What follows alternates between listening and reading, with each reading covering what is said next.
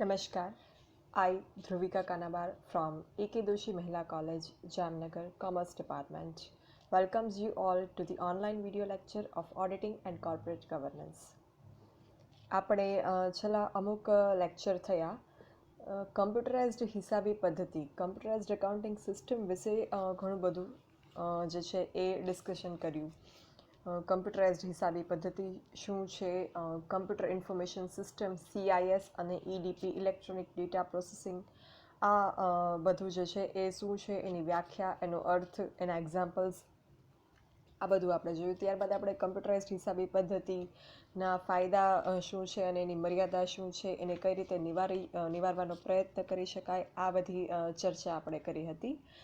ત્યારબાદ જ્યારે ઓડિટર આવા હિસાબોનું ઓડિટિંગ કરતો હોય, કમ્પ્યુટરાઇઝ્ડ હિસાબી પદ્ધતિ દ્વારા જે હિસાબો તૈયાર થયા છે એનું જ્યારે ઓડિટર જે છે એ ઓડિટિંગ કરતો હોય ત્યારે એણે કયા પ્રકારના સિદ્ધાંતોને અનુસરવા જોઈએ, પ્રિન્સિપલ્સને ફોલો કરવા જોઈએ, કયા પ્રકારનો દૃષ્ટિકોણ એને રાખવો જોઈએ, કયા પ્રકારનો જે છે એ વ્યૂ પોઈન્ટથી એણે આ જે છે ઓડિટિંગનું કામ કરવું જોઈએ, એના વિશેનું પણ આપણે ડિસ્કશન ડિટેલમાં કર્યું.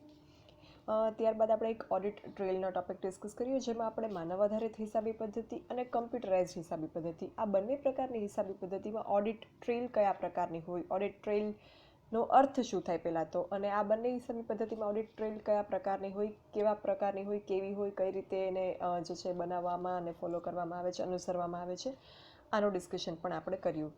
ત્યારબાદ આપણે એક મહત્ત્વનો એક word CATS, CAATS, computer assisted audit techniques, એટલે કે કમ્પ્યુટરની સહાયથી ઓડિટ કાર્ય પદ્ધતિ જે છે એ કઈ રીતે કરી શકાય એના વિશેનું પણ ડિસ્કશન આપણે કર્યું. હવે આ બધું કર્યા પછી એક પ્રશ્ન આવે કે જ્યારે તમે કમ્પ્યુટરની સહાયથી ઓડિટ પદ્ધતિ એટલે કે CATS, computerised audit assisted audit techniques જે છે એના દ્વારા જે છે એ ઓડિટિંગ કરતા હોય ત્યારે ઓડિટરને ઓડિટ સંદર્ભે એક સિસ્ટમેટિક ચકાસણી માટે, એક પદ્ધતિસરની ચકાસણી માટે અને અંકુશ ચકાસણી માટે, તેમજ જે વ્યવહારો થયા છે એની વૈધિકતાની એટલે કે એની વેલિડિટી, એ વ્યવહારો કાયદેસરતા ધરાવે છે કે નહીં એની ચકાસણી માટે જે છે એ આ જે છે એ કમ્પ્યુટર આસિસ્ટેડ ઓડિટ ટેકનિક્સ ઉપયોગી થાય છે. અને એ માટે જે છે એ અમુક પ્રકારના પ્રોગ્રામ જે છે એ સેટ કરેલા હોય જે ઓડિટરને ઉપયોગી થાય છે. પ્રોગ્રામ એટલે કમ્પ્યુટરની ભાષામાં પ્રોગ્રામ જે છે એ એક કમાન્ડ આપેલા હોય અને જે વિવિધ કમાન્ડનો એક સમૂહ હોય એ થાય. સામાન્ય ભાષામાં જો વાત કરું તો પ્રોગ્રામ એટલે અમુક સૂચનાઓનો સમૂહ, એટલે એ છે પ્રોગ્રામ. તો આ જે કમ્પ્યુટર ઓડિટ પ્રોગ્રામ છે એ કમ્પ્યુટર ઓડિટ પ્રોગ્રામ ઓડિટરને જે છે એ આ કમ્પ્યુટરની સહાયથી ઓડિટ કાર્ય કરવામાં ઉપયોગી થાય છે. તો આ કમ્પ્યુટર ઓડિટ પ્રોગ્રામ જે છે એમાં કયા કયા પ્રકારના જે છે એ એક્ટિવિટીઝ, કયા પ્રકારની જે છે એ માહિતી કે કયા પ્રકારનું કામકાજ એમાં જે છે ઇન્ક્લુડ કરવાનું હોય, કયા સ્ટેપ્સ, કયા પગલાં એમાં ઇન્ક્લુડ કરવાના હોય, એની ચર્ચા જે છે એ આપણે આમાં આ લેક્ચરમાં કરીશું કે કમ્પ્યુટર ઓડિટ પ્રોગ્રામ જે છે એ કયા પ્રકારનો હોય, એ પ્રોગ્રામ કઈ રીતે બનાવવામાં આવે, એમાં કઈ કઈ બાબતોનો સમાવેશ કરવામાં આવે છે, આ બધું જે છે એ આપણે આ લેક્ચરમાં ડિસ્કસ કરવાનું છે. હવે અહીંયા જે તમે 10 સ્ટેપ જુઓ છો એ સ્ટેપ છે કમ્પ્યુટર ઓડિટ પ્રોગ્રામ જે હોય એ પ્રોગ્રામમાં કયા કયા પ્રકારનું 1 by 1 સ્ટેપ જે છે, સ્ટેજીસ છે, ફેઝિસ છે, એના તબક્કાઓ છે, એ તબક્કા આમાં દર્શાવેલા છે. એ આપણે 1 by 1 ડિસ્કશન એનું કરીશું. અને આ તબક્કાઓ તમારી બુકમાં પણ ઇંગ્લિશ અને ગુજરાતી બંનેમાં આપેલા છે.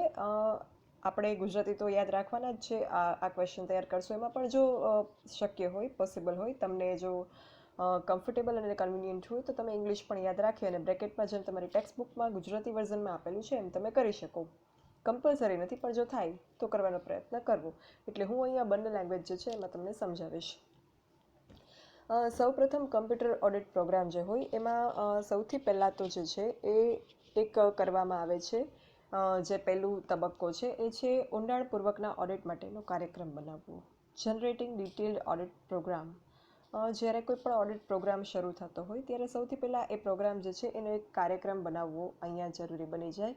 કે એ કાર્યક્રમથી ખબર પડે કે એ આ ઓડિટ કામ જે છે એમાં કઈ કઈ બાબતોનો આપણે સમાવેશ કરીશું, વન બાય વન કયું જે કામ છે એ કરવાનું છે એનું આયોજન થાય. આપણે કોલેજમાં કોઈ કાર્યક્રમ કરવાનો હોય તો એમાં સૌપ્રથમ શું કરવામાં આવે કે ઊંડાણપૂર્વક એનું આયોજન કરવામાં આવે, બનાવવામાં આવે કે પ્રોગ્રામની શરૂઆત કઈ રીતે થશે, કયા દિવસે પ્રોગ્રામની યોજના જે છે એ ઘડવાની છે, કયા દિવસે આ પ્રોગ્રામ જે છે એ આયોજન એનું કરશું, પ્રોગ્રામમાં કયા કયા પ્રકારની એક્ટિવિટીઝ કરશું. જેમ આ રીતે આપણે જેમ કોલેજ ફંક્શનમાં કરીએ એ જ રીતે ઓડિટર જે છે એ ઓડિટનો પ્રોગ્રામ જે છે એ બનાવશે સૌથી પહેલાં ઊંડાણપૂર્વકનો, કે જેમાં ઓડિટ કાર્યક્રમને લગતી A to Z માહિતી જે છે એ આમાં ઇન્ક્લુડ થઈ જશે.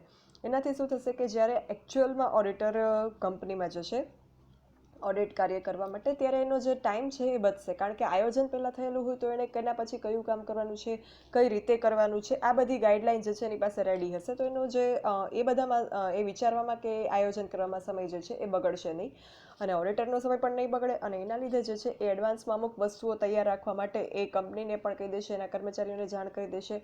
તો જે કંપનીનું રૂટીન કામ જે છે એ ખોરવાઈ જાય છે ઓડિટરના આવવાથી. આપણે ઓડિટની મર્યાદામાં જોયું હતું તો આ મર્યાદાને પણ આપણે મહદઅંશે જે છે એ નિવારી શકીએ. એટલે ફર્સ્ટ એન્ડ ફોરમોસ્ટ સ્ટેપ છે ઓડિટ કમ્પ્યુટર ઓડિટ પ્રોગ્રામમાં કે ઊંડાણપૂર્વકના ઓડિટ માટેનો કાર્યક્રમ સૌથી પહેલાં તો બનાવી નાખવો, કે એમાં જે છે એ બધી જ ડિટેલ્સ આવી જાય કે કઈ રીતે ઓડિટ પ્રોગ્રામ જે છે એ આગળ અમલમાં મુકાશે. આ પહેલું સ્ટેપ. ત્યારબાદ સેકન્ડ સ્ટેપ ઓડિટ આયોજન. કાર્યક્રમ બનાવ્યો, કાર્યક્રમમાં આપણે એ નક્કી કર્યું કે શું કરવાનું છે.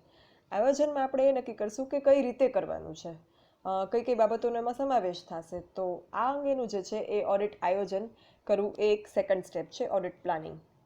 આયોજન વિશે તમે વધારે FYમાં બિઝનેસ ઓર્ગેનાઇઝેશન અને મેનેજમેન્ટ બોમ્બમાં જે છે એ શીખી ચૂક્યા છો, એટલે આયોજન વિશે મને નથી લાગતું કે અહીંયા મારે વધારે કોઈ સ્પષ્ટતા કરવાની જરૂર છે. ભવિષ્યમાં કરવાના કામનું વર્તમાનમાં આપણે જે યોજના ઘડીએ એને આપણે સાદી ભાષામાં આયોજન કહીએ. તો આ જે છે એ ઓડિટનું આયોજન કરવાનો બીજો તબક્કો જે છે એ છે. ત્યારબાદ ઓડિટનું આયોજન થઈ ગયું, ત્યારબાદ જે છે એ તબક્કો આવે છે ફાઇલ રીડિંગનો. ફાઇલ રીડિંગમાં જે છે એ જરૂરી માહિતી મેળવવી, જે ઇન્ફોર્મેશન જોઈતી હોય, જે તપાસ કરવાની હોય, જે ચકાસણીઓ કરવાની હોય હિસાબોની, એમાં જે કોઈ માહિતીઓ જોતી હોય એ માહિતી કોઈ વ્યક્તિ, કોઈ કર્મચારી પાસેથી લેવાની હોય કે કોઈ ફાઇલ કે કોઈ બુક્સ ઓફ અકાઉન્ટમાંથી લેવાની હોય, એ માહિતી મેળવવી. કમ્પ્યુટર ફાઇલોનું વાંચન કરવું. કમ્પ્યુટરમાં પણ ઘણી બધી ફાઇલ જે છે એ સેવ થયેલી હોય છે જ્યારે કમ્પ્યુટરાઇઝ્ડ એકાઉન્ટિંગ સિસ્ટમ ઓનમાં હોય ત્યારે. તો એ ફાઇલો વાંચવી, પછી એની સરખામણી કરવી. ઘણી વખત અમુક ફાઇલો જે છે એની સરખામણી કરીને અમુક તારણો કાઢવામાં આવતા હોય, તો એ સરખામણી કરી અને જુદી જુદી ફાઇલો બનાવવી. એ ફાઇલો બનાવવાથી જે છે એ શું થશે કે ઓડિટર જે છે એ પોતાનું કામ વધારે કુશળતાથી, કાર્યક્ષમ રીતે અને ઝડપથી કરી શકશે. તો જે થર્ડ સ્ટેપ છે એમાં આ આવે છે ફાઇલ રીડિંગ. કમ્પ્યુટર ફાઇલોનું વાંચન કરવું અને એની સરખામણી કરવી. જેમ કે વેચાણ સેલ્સને લગતી કોઈ ફાઇલ હોય એનું વાંચન કરે, અને જે દેવાદારો છે, ડેટર્સ છે, એની ફાઇલનું વાંચન કરે, અને આ બે ફાઇલની જો સરખામણી કરે તો એનાથી જે છે એ ઘણી બધી માહિતી સાચી છે કે એમાં કોઈ શંકા જણાય છે, કોઈ છેતરપિંડી કે ભૂલ હોવાના ચાન્સીસ છે, હોઈ શકે. આ બધું તરત જ ખબર પડી જાય, કારણ કે વેચાણ અને દેવાદારો જે છે એની વચ્ચે સીધો સંબંધ છે. આપણે ઉધાર વેચાણ કરીએ એટલે દેવાદારો જે છે એ ઊભા થાય. તો આ કારણ છે કે જેનાથી જરૂરી માહિતીઓ મેળવવામાં આવે છે, અને જે છે એ ફાઇલો વાંચી કમ્પ્યુટરમાંથી અને એની સરખામણી કરી અને પછી ઓડિટર જે છે એ પોતાની રીતે અમુક ફાઇલો બનાવે છે. તો આ જે છે એ ત્રીજો તબક્કો છે કમ્પ્યુટર ઓડિટ પ્રોગ્રામનો. ત્યારબાદ ફાઇલો વાંચી લીધી, એની કમ્પેરિઝન કરી લીધી, એમાં જે ચકાસણી કરવાની હતી એ થઈ ગઈ. હવે જે તબક્કો આવે છે એ છે ગાણિતિક પ્રક્રિયાનો. ઘણા બધા મેથેમેટિકલ કેલ્ક્યુલેશન્સ, એરિથમેટિકલ કેલ્ક્યુલેશન્સ, કમ્પ્યુટેશન્સ જે છે એ આમાં અકાઉન્ટ્સમાં થતા હોય છે, જે તમે કેલ્ક્યુલેટરમાં કરો છો.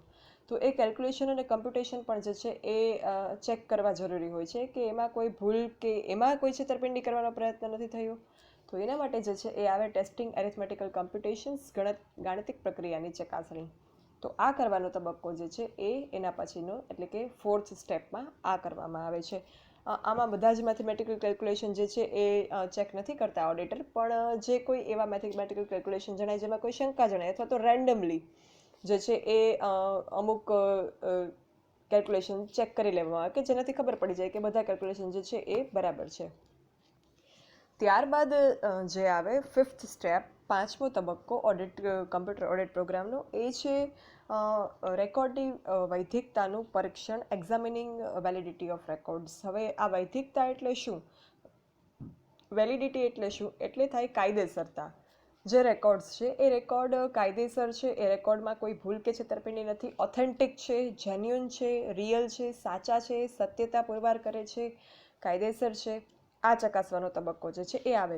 આ રેકોર્ડ્સની વૈધિકતા, એની યોગ્યતા અને એની આંતરિક સત્યતા જે છે એનું પરીક્ષણ આ તબક્કામાં કરવામાં આવે છે. Examining the validity, reasonability and internal consistency of records.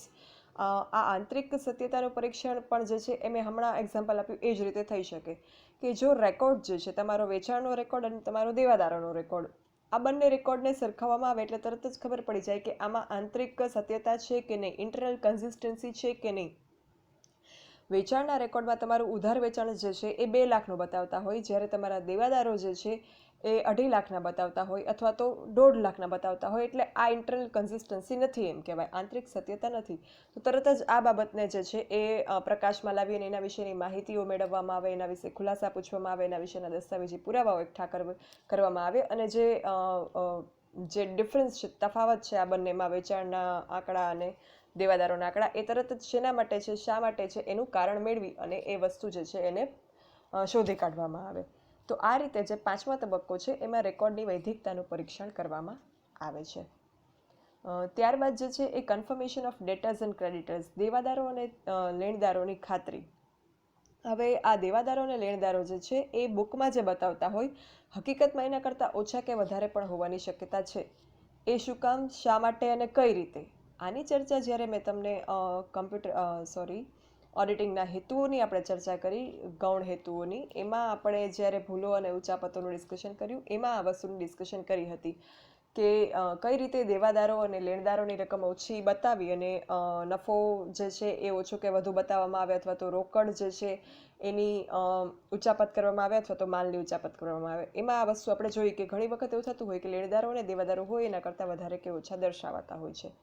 તો એ જે વસ્તુ, એવું કંઈ નથી, એ વસ્તુ ચેક કરવાનું આ તબક્કામાં આવે છે કે જે લેણદારો અને દેવાદારો જે છે એની ખાતરી માટેની અમુક માહિતી પસંદ કરવામાં આવે છે અને એ જે માહિતી જે છે એને કન્ફર્મ કરવામાં આવે છે. એટલે અમુક દેવાદારો અને લેણદારો સાથે આ તબક્કે પત્ર વ્યવહાર કરીને પણ જે છે એ તપાસ કરી શકાય. આપણે એમાં પણ જે છે એ ભૂલો શોધવી કઈ રીતે, ઉચાપત શોધવી કઈ રીતે, એમાં આ વસ્તુ જોઈ હતી કે લેણદારો અને દેવાદારોને થોડાક સમયના અંતરે પત્ર વ્યવહાર કરવો. એનાથી શું ખબર પડશે કે કોઈ જે છે એ ઉચાપત કે કંઈ થાય છે, લેણદારો અને દેવાદારોને ઓછા કે વધારે બતાવવાનો પ્રયત્ન કર્યો છે, એ વસ્તુ જે છે એ તરત જ આમાં શોધાઈ જશે. તો એ લેણદાર અને દેવાદારની ખાતરી કરવા માટેનો જે તબક્કો છે એ છઠ્ઠા તબક્કામાં એ વસ્તુનો સમાવેશ થાય છે. ત્યારબાદ સાતમો તબક્કો આવે છે જેમાં ઇવેલ્યુએશન ઓફ સેમ્પલ્સ, સેમ્પલિંગ કાર્ય પદ્ધતિ દ્વારા મૂલ્યાંકન કરવામાં આવે છે. હવે એ સેમ્પલ્સ એના કઈ રીતે, શા માટે? તો અમુક ધંધામાં જે છે એ આર્થિક વ્યવહારો બહુ મોટા પ્રમાણમાં થતા હોય અને મોટા પ્રમાણમાં આર્થિક વ્યવહારો થતા હોય એ જ ધંધામાં જે છે એ ઓડિટિંગનું કાર્ય જનરલી કરવામાં આવતું હોય. તો આ જે છે એ બધા જ આર્થિક વ્યવહારોની સત્યતા, યોગ્યતા, એના પુરાવાઓ ચકાસવા ઓડિટર માટે પોસિબલ નથી. તો આવા સંજોગોમાં શું કરવું? આવા સંજોગોમાં જે છે એ અમુક વ્યવહારોને સિલેક્ટ કરવામાં આવે, અમુક વ્યવહારોને પસંદ કરવામાં આવે અને એને જ બધી જે છે આ ડિટેલમાં ચકાસણી કરવામાં આવે. આપણે જે રીતે સપોઝ આપણે બ્લડ ટેસ્ટ કરવો હોય, આપણે કોઈ જે છે કોઈ બીમારી કે હોય તો એના માટે બ્લડ ટેસ્ટ કરવા માટે આપણે જેમ સેમ્પલ લઈએ છીએ બ્લડનું, બધું બ્લડ લેવું જે છે એ યોગ્ય નથી. બીજી વાત કરીએ કે ઘણી વખત આપણે કોઈ અનાજની શુદ્ધતા માટે અથવા તો કોઈ એક મોટું પેક હોય કે જેની અંદર ઘણા બધા નાના પેક હોય, તો એમાં આપણે એકાદ બે પેકિંગ જે છે એને ખોલીને ચેક કરી લઈએ કે જે વસ્તુ છે, પ્રોડક્ટ છે, એ બરાબર છે કે નહીં. એવી રીતે હંમેશા જે છે એ સ્ટેટિસ્ટિક્સની ભાષામાં કહું તો હંમેશા જે છે એ સમષ્ટિ તપાસ શક્ય નથી હોતી. તો આવા સંજોગોમાં જે છે એ નિદર્શન પદ્ધતિ દ્વારા તપાસ કરવામાં આવે છે. એટલે કે હંમેશા પોપ્યુલેશન ચેક કરવું જ્યારે શક્ય ના હોય ત્યારે સેમ્પલ્સ જે છે સિલેક્ટ કરીને એની તપાસ કરી અને જે છે આપણે પોપ્યુલેશન વિશેની માહિતી કે એના વિશેની ધારણા જે છે એ મેળવી લઈએ છીએ. તો આવા સંજોગોમાં જે છે આવું જ્યારે અમલમાં મૂકવામાં આવે સેમ્પલ સિલેક્ટ કરવાની પદ્ધતિ, ત્યારે અમુક વસ્તુ જે છે એ ખાસ જરૂરી બની જાય. એ છે કે જે સેમ્પલ તમે સિલેક્ટ કરો છો એ સેમ્પલ કેવું હોવું જોઈએ, તો કે એ સેમ્પલ જે છે એ સૌપ્રથમ તો સમષ્ટિને પ્રતિનિધિત્વ કરતું હોવું જોઈએ. Sample should be good representative, best representative of the population. તો આ માટે જે છે એ નમૂનાના હેતુ માટેના વ્યવહારો સૌપ્રથમ પસંદ કરવામાં આવે છે. એટલે કયા આર્થિક વ્યવહારો જે છે એની આપણે ડિટેલ્ડમાં વિગતવાર તપાસ કરીશું. એ આર્થિક વ્યવહારો સૌપ્રથમ આ તબક્કે પસંદ કરવામાં આવે છે.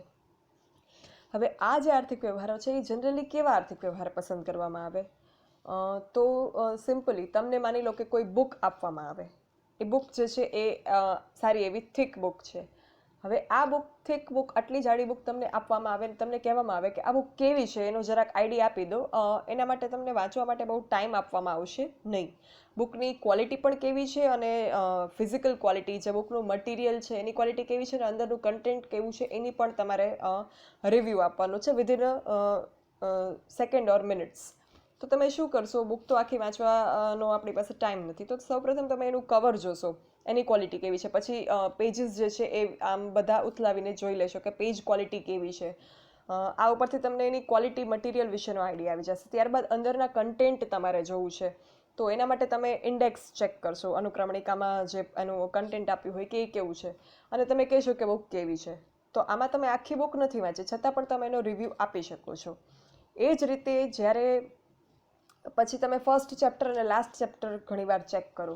તો આ પ્રકારની અમુક અલગ અલગ મેથડ જે છે આપણે જ્યાં પણ જે મુજબ યોગ્ય લાગે એ મુજબ કોઈ પણ બાબતની તપાસ કરવી હોય એમાં કરીએ. તો સેમ વસ્તુ આ જે વ્યવહારો પસંદ થતા હોય, જે આર્થિક વ્યવહારો નમૂના માટેના, સેમ્પલ માટેના, એ આર્થિક વ્યવહારો એ રીતે પસંદ કરવામાં આવે કે જે બધા જ વ્યવહારોનું રિપ્રેઝન્ટેશન કરે.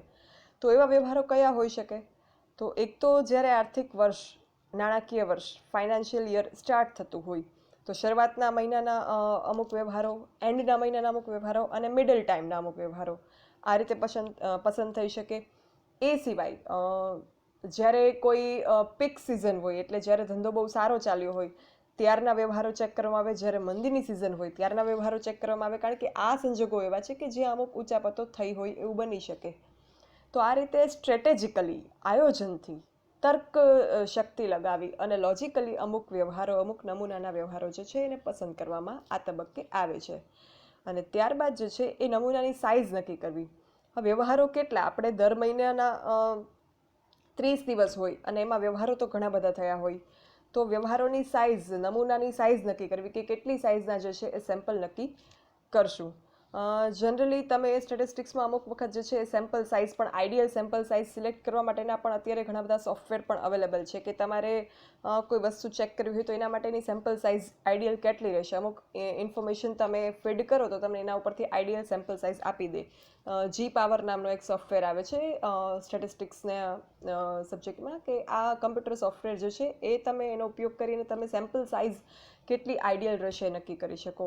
તો આવી કોઈ મેથડથી અથવા તો ઓડિટર પોતાની જે છે એ પોતાના લોજિકથી સેમ્પલ સાઇઝ નક્કી કરે કે કેટલા વ્યવહારો જે છે એ સિલેક્ટ કરવાથી એ વ્યવહારો જે છે એ સમષ્ટિનું પ્રતિનિધિત્વ કરશે. તો આ નમૂનાની વ્યવહારોની સાઇઝ નક્કી કરવી અને ત્યારબાદ નમૂનાના પરિણામનું જુદી જુદી સેમ્પલિંગ કાર્ય પદ્ધતિ દ્વારા મૂલ્યાંકન કરવું. નમૂનાનું જે પરિણામ આવે, એટલે કે આપણે જે સેમ્પલ તરીકે જે વ્યવહારો પસંદ કર્યા એની જે ચકાસણી કરી, એનું જે રિઝલ્ટ આવ્યું, પરિણામ આવ્યું, એને આપણે અલગ અલગ સેમ્પલિંગ મેથડથી એનું કમ્પેરિઝન કરવું છે. હવે આ સેમ્પલિંગ મેથડની જ્યારે વાત આવે, એટલે કે નિદર્શન પદ્ધતિઓ, જે તમે આંકડાશાસ્ત્રમાં આઈ થિંક નેક્સ્ટ સેમેસ્ટરમાં ભણવાના છો, સેમેસ્ટર 6માં, અને તમે 12થમાં પણ પ્રોબેબિલિટી સેમ્પલિંગ જે છે એ ભણી ગયા છો. પ્રોબેબિલિટી સેમ્પલિંગ અને નોન પ્રોબેબિલિટી સેમ્પલિંગ, સેમ્પલિંગના બે પ્રકાર છે, પ્રોબેબિલિટી સેમ્પલિંગ અને નોન પ્રોબેબિલિટી સેમ્પલિંગ. એમાં simple random sampling, stratified random sampling, clustered sampling, snowball sampling, convenience sampling, quota sampling, judgmental sampling, systematic sampling, આવા બધા પ્રકારો જે છે એ એમાં આવે છે. યાદચ્છિક નિદર્શન પદ્ધતિ, સ્તરિત યાદચ્છિક નિદર્શન પદ્ધતિ, આવા કંઈક પ્રકારો જે છે એ છે. તો આ બધા જે સેમ્પલિંગ મેથડ છે એ એવી મેથડ છે કે જેના દ્વારા તમે સેમ્પલ લો તો તમારે સેમ્પલ અલગ અલગ આવે. સપોઝ એક ક્લાસ હોય, એમાં 30 બોયઝ અને 30 ગર્લ્સ છે. હવે તમે સિમ્પલ રેન્ડમ સેમ્પલિંગ મેથડ, સાદી નિદર્શન પદ્ધતિ દ્વારા તમે સેમ્પલ લો. માની લો કે આપણે 10 સાઇઝનું સેમ્પલ લેવું છે. 30 બોયઝ 30 ગર્લ્સ 60 સ્ટુડન્ટ્સનો ક્લાસ છે, 10નું સેમ્પલ લેવું છે. તો જો સાદી નિદર્શન પદ્ધતિથી આપણે સેમ્પલ લઈએ તો બને કે આ 10માંથી 10 ગર્લ્સ હોય, 10 બોયઝ હોય, અથવા તો 8 ગર્લ્સ હોય અને 2 બોયઝ હોય, 5 ગર્લ્સ 5 બોયઝ, 6 ગર્લ્સ 4 બોયઝ, આવા કોઈ પણ કેલ્ક્યુલેશન, આવા કોઈ પણ કોમ્બિનેશન જે છે એ હોઈ શકે જો આપણે સિમ્પલ રેન્ડમ સેમ્પલિંગ, સાદી નિદર્શન પદ્ધતિ અમલમાં મૂકી અને સેમ્પલ સિલેક્શન કરીએ તો. એના બદલે માની લો કે આપણે સ્ટ્રેટિફાઈડ રેન્ડમ સેમ્પલિંગનો ઉપયોગ કરીએ, એટલે કે સ્તરિત યાદચ્છિક નિદર્શન પદ્ધતિ. તો એમાં શું છે કે 2 સ્ટર્ટા પાડી નાખવામાં આવે, એક બોયઝ એક ગર્લ્સ, બેયમાં 30-30, અને એમાંથી તમે સેમ્પલ લેશો એટલે એ સેમ્પલ જે છે એમાં ફિક્સ છે કે અમુક બોયઝ અને અમુક ગર્લ્સ તો આવશે જ. તો આ બંને સેમ્પલિંગ મેથડમાં જે તમને રિઝલ્ટ આવે, સેમ્પલ તમારા જે સિલેક્ટ થાય એ અલગ હોય અને એના આગળનું રિઝલ્ટ પણ અલગ આવશે. તો આ તબક્કે એ પણ નક્કી કરવામાં આવે છે, એક તો નમૂનાના વ્યવહારો પસંદ કરવામાં આવે છે, એ નમૂનાની સાઇઝ નક્કી કરવામાં આવે છે, એ વ્યવહારોની ચકાસણી કરવામાં આવે છે, ત્યારબાદ અલગ અલગ સેમ્પલિંગ પદ્ધતિથી અલગ અલગ વ્યવહારો પસંદ કરીએ અને એનું રિઝલ્ટ શું આવે છે એ પણ ચકાસવામાં આવે છે. એના ઉપરથી જે છે એ ઓડિટરને એ ખાતરી થઈ જાય કે આપણે ભલે બધા જ વ્યવહારો ચેક નથી કરતા, પણ જેટલા વ્યવહારો પસંદ કર્યા છે એ વ્યવહારો સમષ્ટિનું રિપ્રેઝન્ટેશન કરે છે. એટલે આપણે આ નમૂનાના વ્યવહારો ચેક કરશું, એના ઉપરથી આપણે સમગ્ર વ્યવહારો વિશેનું જે રિઝલ્ટ અંદાજ એનો કાઢશું, એ અંદાજ આપણો સાચો છે એની ખાતરી આ તબક્કે થઈ જાય. તો આ જે છે એ આ તબક્કે કરવામાં આવે છે 7મા સ્ટેજમાં. Selection of transactions for sampling purpose, determination of sample size and evaluation of sample result under various sampling techniques. આ જે છે એ 7મો તબક્કો છે. ત્યારબાદ નેક્સ્ટ 8મો તબક્કો એ છે માહિતીની સરખામણી, સંક્ષિપ્તીકરણ અને પૃથ્થકરણ કરવું. જે માહિતીઓ તમને મળી છે એ માહિતીની સરખામણી કરવી, એટલે અલગ અલગ જે છે અલગ અલગ અકાઉન્ટ્સમાંથી કે અલગ અલગ રીતે તમે જે માહિતી ભેગી કરી એને કમ્પેર કરવી. કમ્પેર કરવાથી ખબર પડશે કન્સિસ્ટન્સી છે કે નહીં, સાતત્ય છે કે નહીં. જો સાતત્ય હશે તો ઓકે, જો સાતત્ય ન હોય તો એમાં આગળ વધારે ડીપ તપાસ કરવાની જરૂર પડશે.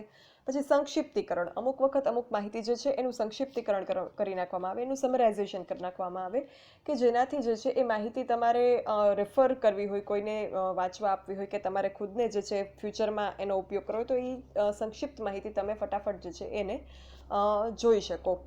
અને ત્યારબાદ એનું પૃથ્થકરણ, એનાલિસિસ કરવામાં આવે, એટલે એમાં જે છે એ આગળ તપાસ કરવામાં આવે કે એ માહિતી જે છે એ સાચી છે, કેટલા અંશે સાચી છે, અને એટસેટ્રા. પૃથ્થકરણ શું છે એના વિશેનું મેં તમને વધારે ડિટેલમાં આગળના લેક્ચરમાં સમજાવેલું છે. તો આ સ્ટેજમાં આ વસ્તુ કરવામાં આવે છે, કમ્પેરિંગ, સમરાઇઝિંગ અને એનાલિસિસ ઓફ ડેટા. ત્યારબાદ આ કર્યા પછી 9મું સ્ટેજ આવે છે પ્રક્રિયાના ક્રમની આકૃતિ તૈયાર કરવી, ફ્લો ચાર્ટ. હવે જે કોઈ પ્રક્રિયા કરવાની છે ઓડિટરે એનો એક ફ્લો ચાર્ટ તૈયાર કરવો. આ ફ્લો ચાર્ટ જો તમે કમ્પ્યુટર સબ્જેક્ટ જે છે એનો અભ્યાસ કર્યો હશે તો એમાં તમે જોયું હશે કે ફ્લો ચાર્ટ શું હોય છે. એ ફ્લો ચાર્ટ એટલે બીજું કંઈ નહીં, તમને એક સાદો એક્ઝામ્પલ ડ્રો કરવાનો પ્રયત્ન કરીને જો હું સમજાવું.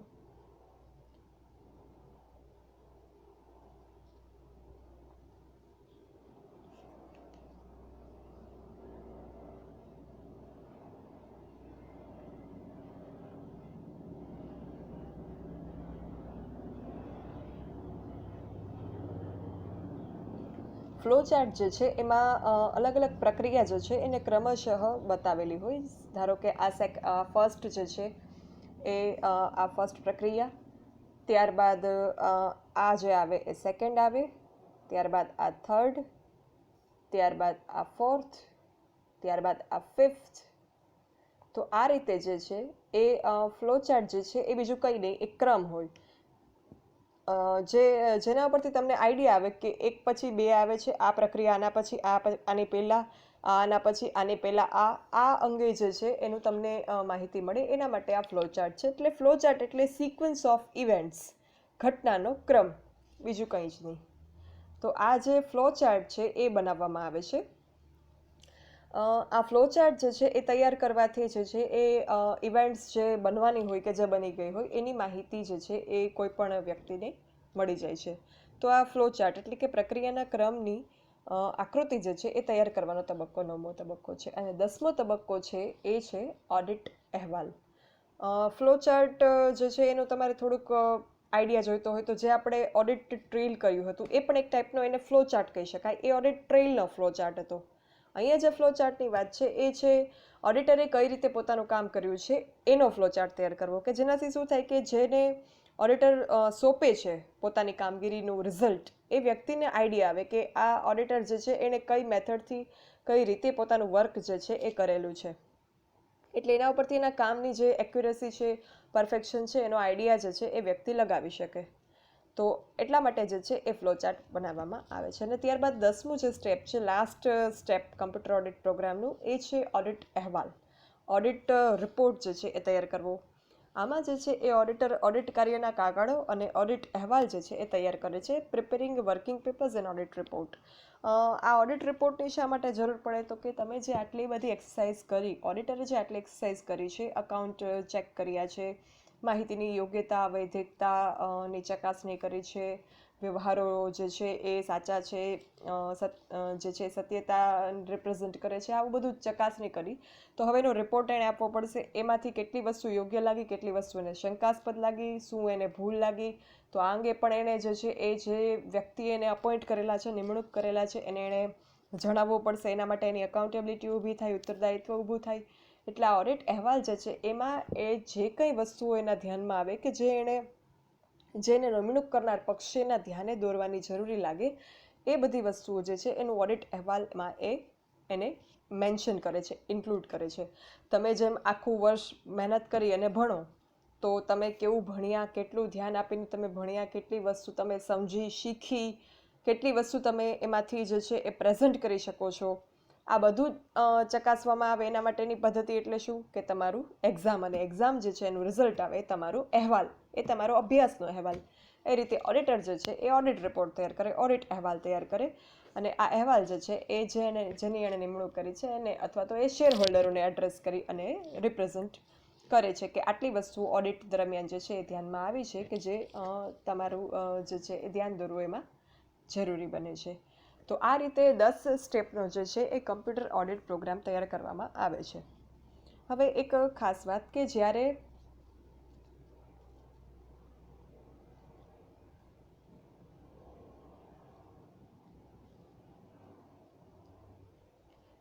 તમે એક્ઝામમાં આ ક્વેશ્ચન લખતા હો ત્યારે તમારે જે છે એ આ ક્વેશ્ચનમાં 10 પોઈન્ટ જે છે એ સિક્વન્સમાં ક્રમશઃ લખવા જરૂરી છે.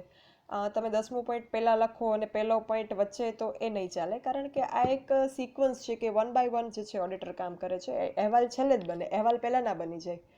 એટલા માટે જે છે એમાં ખાસ તમારે સિક્વન્સ મેન્ટેન કરવી. 10 પોઈન્ટ તમે એક્ઝામમાં આન્સર લખો તો એમાં ક્રમશઃ લખવા.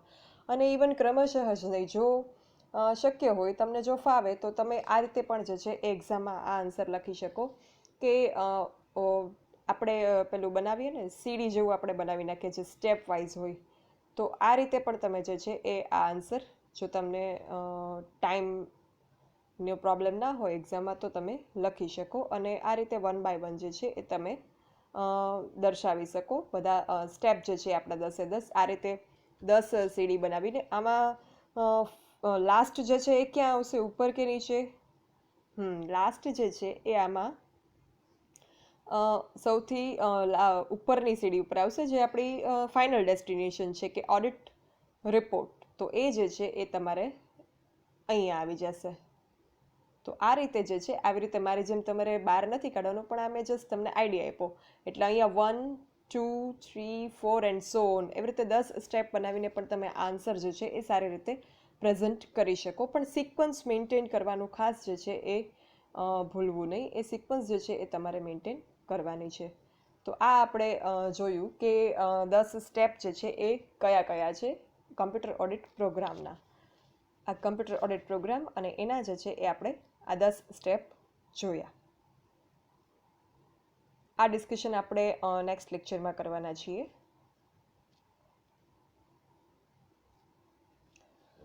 Thank you. જો કાંઈ પણ ક્વેરી હોય તો એઝ યુઝ્યુઅલ તમે મને dbk.dhruvika@gmail.com પર લખી શકો છો. Thank you.